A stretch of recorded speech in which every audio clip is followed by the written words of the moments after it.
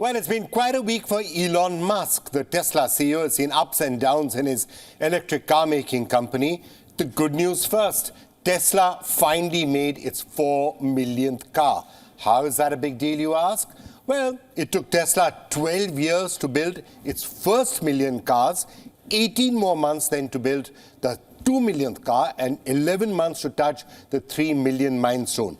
7 months later, and 20 years since the inception of the company, it has finally made its 4 millionth Tesla. So clearly, a fast exponential increase in the cars it is making. But just in case you didn't know, Tesla was founded on the 1st of July 2003. We're in March 2023. Does every car maker take this long to ramp up and to make 4 million cars? Well, actually, it varies. It varies from one company to another. In 2020, for example, Tata Motors produced its 4 millionth passenger vehicle. While the company was established in 1945, it only, of course, began making passenger vehicles in 1988. It was making electric engines before that, and that, of course, with the launch of Tata Mobile. So it took the company 75 years to make 4 million vehicles. Basic point is the timeline varies. But the real question around Tesla has been the valuation. Is its technology disruptive enough to justify the sky-high valuation that it still trades at? And that's after a recent fall. Today, Tesla is the world's most valuable automaker. It's worth $562.43 billion. Yes, as I said, that's lower than what it once was. It was at $1 trillion a short while back, but it is still much higher than its competitors. No automaker comes close. And that's why many Tesla critics say that the valuation is way too high. Although, to be fair, they have been saying that for a while. And they've also been wrong for a while, and short-selling attacks on Tesla have often failed. Bigger questions are around fresh investigations on safety, and also questions around Elon Musk himself. Early this week, the car maker was served a notice by the US safety regulators. They announced an investigation into instances of steering wheels coming off on some SUVs. The probe will also extend to an 18th February fatal crash, where a Tesla Model S ran into a parked fire truck in California. The incident was not a one-off. Tesla cars have been involved in numerous crashes, bringing its safety into question. But Tesla fans say that there's too much focus on Tesla. It's not as if other cars don't have crashes. They don't necessarily make these many headlines. Many feel, though, that a real risk factor for Tesla is its charismatic, brilliant, but somewhat erratic boss, the one and only Elon Musk. Now we know the usual questions. Is he distracted by Twitter? Is he too impulsive? But also in question this week was Elon Musk's sense of empathy, courtesy a Twitter interaction with one of the platform's former employees. This employee's name is Haraldur Thorleifsson. He joined Twitter in February 2021. Earlier this week, he tweeted that he could no longer access his work computer, adding that the head of human resources was not able to confirm if he was still employed with Twitter or not. Musk responded to the tweet, asking about his job profile. Thorleifsson replied by saying revealing his profile would be a breach of the company's confidentiality clause. Musk replied that he could go ahead and talk about his profile. Thorleifsson obliged. Musk replied with the laughing emojis, indicating that Thorleifsson had been sacked. Was it brutal? Yes. Was it uncalled for? Absolutely. And it was certainly unbecoming of a boss. But then, the situation deteriorated sharply for Musk after Thorleifsson took to Twitter to detail his disability and the issues around it. All of that made Elon Musk look really bad, and he had to apologize.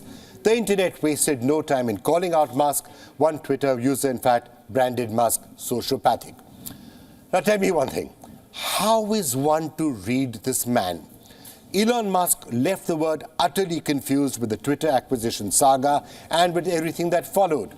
Today, reports say that he doesn't have enough engineers to run the platform, let alone make it the platform for free speech. But for all the back and forth, all the public name-calling, all the showdowns, Musk is still one of the world's richest and most powerful men. Nothing seems to affect his brand value, and there are more than enough people who believe he is one of the most gifted entrepreneurs ever. Let's not forget, Elon Musk is the man who has changed industry after industry, from EVs to energy to space to boring, even AI. Remember, he was one of the people who set up OpenAI to start with. So how does all of this happen? How can somebody be so many different people bottled into one? And to talk about TMT, or Twitter, Musk and Tesla, I'm now being joined by Daniel Ives. He's the Managing Director and Senior Equity Analyst at Wedbush Securities. Daniel joins us from New York City. Welcome to the show, Daniel. So another up and down week for Tesla, and certainly an up and down week for Elon Musk, and there have been many. How do you see all that's happening with him and with Tesla and with Twitter? Look, I mean, clearly it's been an up and down roller coaster, as we saw with the Twitter situation. But I do believe Tesla has really started to see a rebound this year because Musk has really started to tone down some of the rhetoric. And ultimately, the demand story has started to benefit Tesla. I think from a Wall Street perspective, there's still skepticism. But if you look at the last few months, it's definitely been some positive times, and that's reflected in Tesla stock. Well, let's just look at Tesla for a moment. I know there are a lot of people who say Tesla is still overvalued. Look at that, $500 billion. But people have been saying that for a while. They were saying that Tesla was overvalued when it was much smaller. Short selling attacks failed. Tesla went all the way up to hit $1 trillion valuation. How do you view the valuation of a company like Tesla? Look, I view it that Tesla is a disruptive technology name. I never grouped it with regular auto companies because of ultimately electric vehicles. And I think their opportunity to monetize, that's just unique.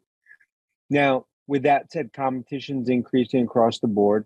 You see price cuts, you see uncertainty. So you've seen that valuation compress a bit last year. But in my opinion, this ultimately is a valuation that will start to approach yet again $1 trillion. So then, of course, there are those questions around Elon Musk that I was just referring to. He's obviously a charismatic, he's brilliant, he's also erratic. How do you see the impact that he still has on the companies that he runs, whether it's a Twitter or a Tesla or a SpaceX?